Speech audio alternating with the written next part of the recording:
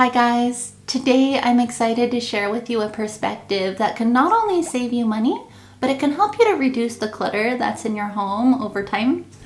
So have you ever wondered how to make the most out of the things that you purchase? In this video, we'll talk about cost per use, and it's a little bit more than taking the item that you're buying and dividing by cost per use. So I'm going to explain it to you in the way that I now understand it, that has taken me a little bit of trial and error. And by the end of this video, you'll understand it as I do, and maybe you can incorporate it into your purchasing behavior if you want. By the way, welcome back to the channel, and if you're new here, my name is Mika. I'm writing a book series about how to have good vibes in your home, and I'm currently working on the decluttering book. As I write, I share some of what I've written for the week on this channel, and this week I wrote about the perspective of buying based on cost per use, and it's helped me so much in my life. So I'm sharing it here just in case it can help you with yours. So first, I just want to share a quick story with you. And this is what inspired me to first go and implement buying based on cost per use on a regular basis. So when I was about 25, I took a trip to Paris. And at the time, I was really into minimalism and feng shui. And I was also really into fashion and style. And I really was interested in that effortlessly chic look that Parisians are so famous for, and how Parisians like what they have in their closet and kind of just that aesthetic. And I decided, I really want to write a book about how Parisians with good style organize their closet. So during my week in Paris, I had this idea to approach well-dressed people where I admired their style and ask them about how they organized their closets, what they owned, what was passed down from generation to generation that they had, and how they managed to look so stylish with limited space. And that's how I met my really good friend Amelie. And we hit it off, and then we ended up going out for a coffee, and then she invited me back so she can show me her closet.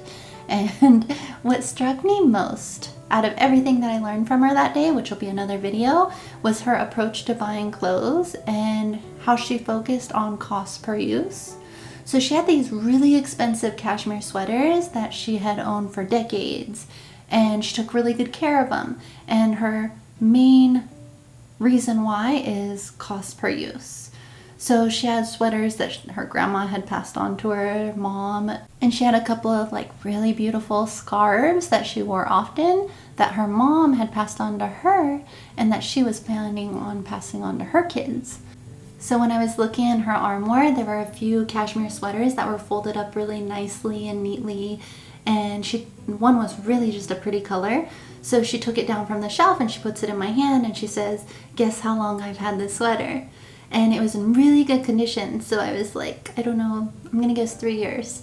And she said, 15 years I've had this. And she said, I just take really good care of it. She's like, it was pretty expensive, but she's just like, the cost per use that I've gotten out of it was just like, it's become very inexpensive per se, per wear. And so I thought that was really interesting. And I was like, she doesn't actually have that much stuff, but she takes really good care of what she has, and she loves everything that she has, which is kind of what I was after understanding. And that sweater, I remember at the time, she said it was 300 euros. So I was thinking at that time with the exchange rate, it probably would have been something like $350.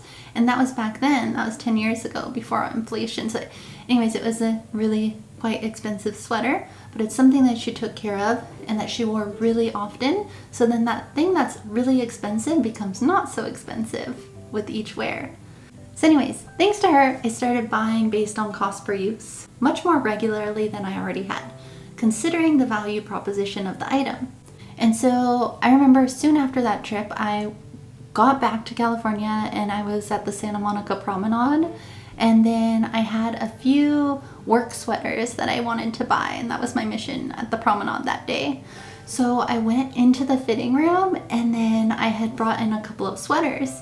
And usually what I would do is I would take a look at the price tag and kind of base my decision on that.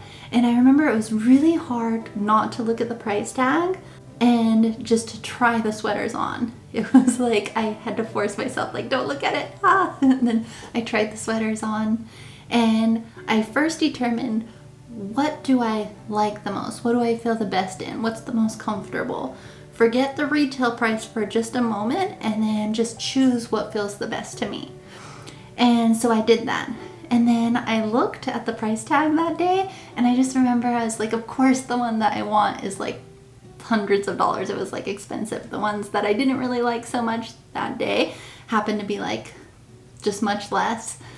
And I just remember that, and I was like, ugh, but if I think of cost per use, then I should buy the one that I really like. So I remember even at the register, it was so hard for me because I was like, oh, like just charge it.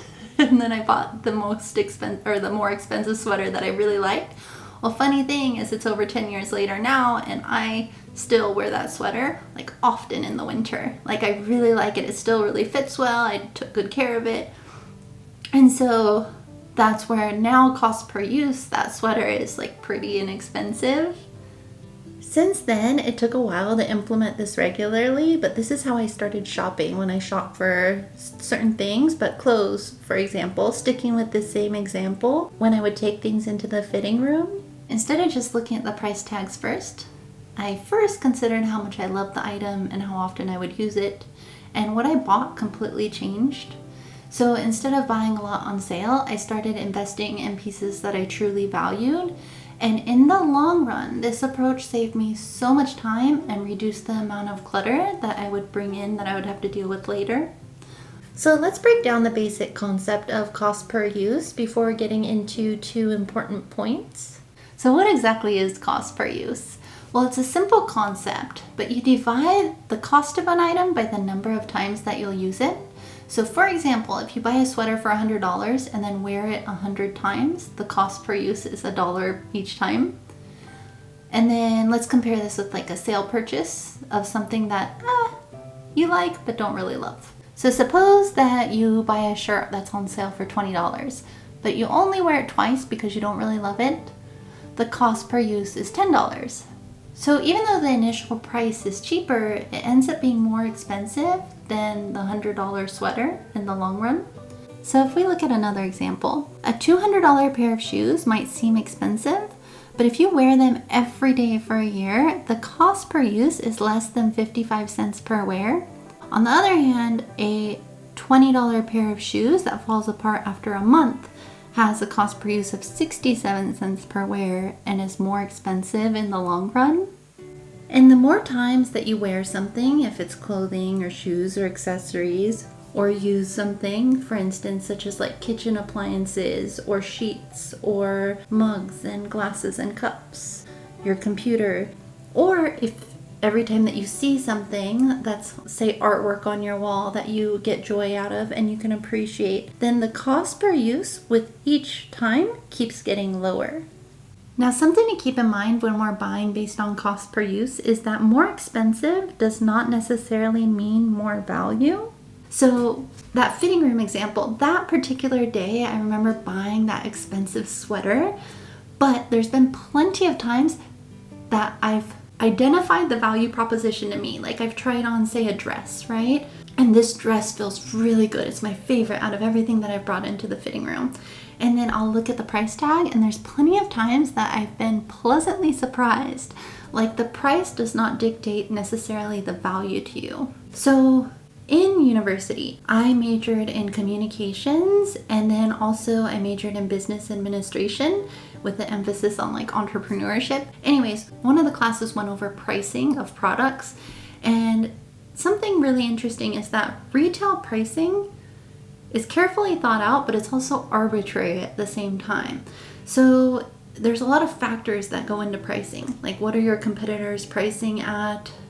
What is the perceived value of the item? So if you price something too low, it might not have a perceived value to the customer, so you might price things higher. Also, like, how often are you going to put things on sale because you want to still be able to make a profit while marking things down?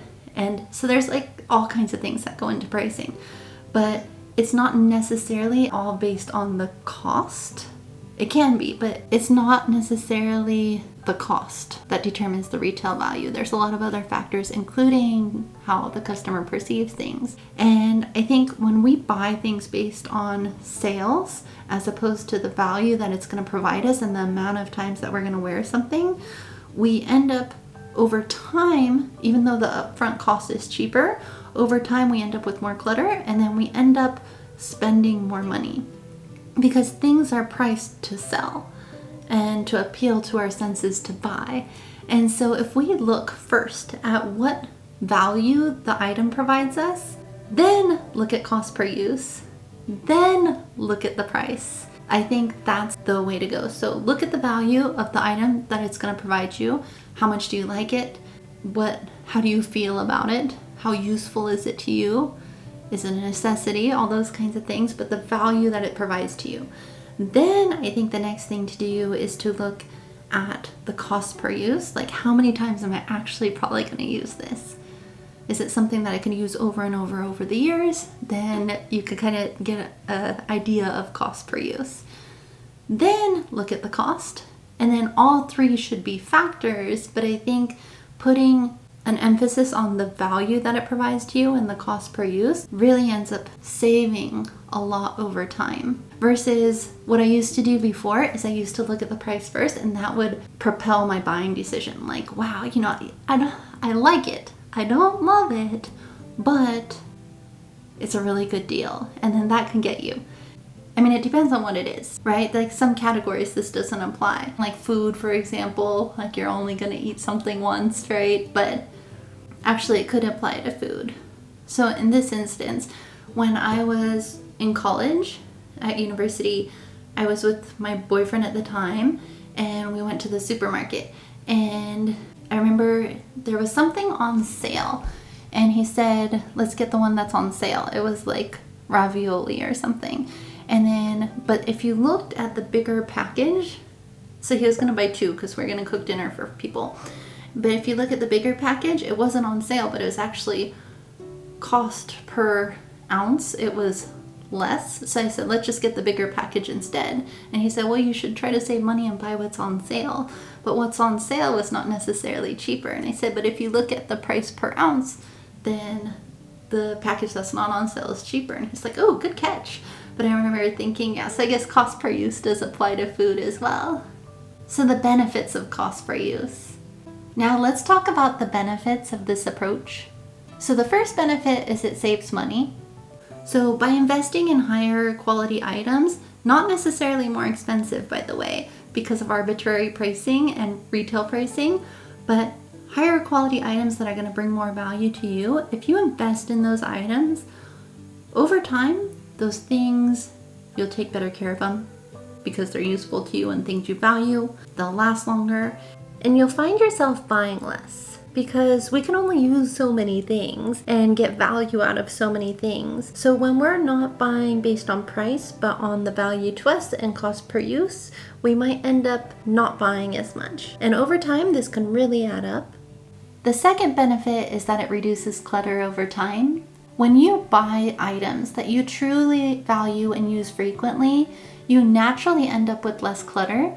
You're not tempted by sales or trends as much, and then your home stays more organized with items that you value and that have a purpose in your life. The third benefit is sustainability. So investing in higher quality items that last longer means that you're consuming less, which is better for the environment. This approach encourages thoughtful purchasing and reduces waste. Buying things based on cost per use can promote a more mindful and intentional approach to consumption. So instead of mindlessly buying a bunch of cheap disposable items, you start to prioritize quality and longevity. And this shift in mindset can lead to a more fulfilling and clutter-free life.